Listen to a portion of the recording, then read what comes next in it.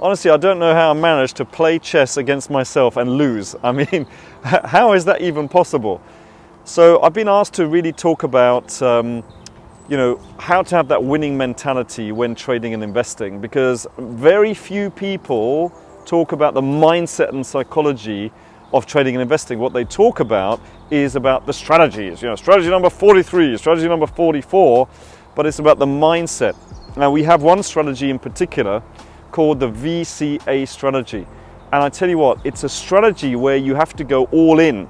But I tell you what, once you do, you will make a lot of money, the VCA Strategy. So for example, if on something like oil, let's say oil had dropped by 20% from a recent high, then what we would do is, knowing in advance that we are going to be feathering in. Feathering in is the technical term for going in several times, but we know that in advance. So we're going to be going in, and we have certain rules for when we go in and why we do it, etc., in order to lower our average price so that when the big move comes, we're going to make a lot of money. Now, the only thing, I don't know when I'm going to make the money, right? I don't know when. I know we're going to make money, I just don't know when. Now, there's always going to be people out there that say, yeah, but you don't know whether oil's going to go up. Oil could go to zero. Are you insane? Oil is not going to go to zero, not in your lifetime. And so therefore we know that. Now, when we know that around the $30 mark, we've got some real support, right? So if it's anywhere near that, we are going to go in big. You see, this is what I wanted to teach you.